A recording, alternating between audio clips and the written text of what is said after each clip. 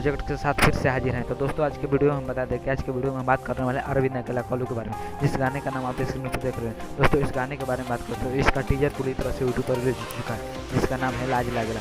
दोस्तों इस full video को बात करते हैं, फुल वीडियो 16 तारीख यानी कल आप सबको देखने को मिल जाएगा सारेगामा हम भोजपुरी यूट्यूब चैनल से। दोस्तों बता दें कि ये सारेगामा हम भोजपुरी चैनल से इसका टीजर रिलीज हो चुका है। दोस्तों इसका वीडियो में कॉलू सिंह के साथ साथ श्वेता झा नजर आने वाली है, जो कि आपका कुछ वीडियो के लिए आप स्क्रीन पर देख रहे हैं। तो दोस्तों इस वीडियो के बारे में बता दें तो इस वीडियो का पूरी तरह से हाई लेवल हाई बजट के साथ शूट किया गया है। दोस्तों इसका गाने के बारे में बात करें तो इस गाने को लिखा है रोशन सिंह ने और म्यूजिक दिया है प्रियांशु सिंह ने। तो दोस्तों हम बता दें ये गाना पूरी तरह से आपको कॉल यूट्यूब को सुबह में 6 बजे सुनने को मिलेगा सारेगामा हम भोजपुरी यूट्यूब चैनल से। तो दोस्तों आज के लिए फिर मिलते हैं नेक्स्ट वीडियो में, तब तक बाय बाय जय।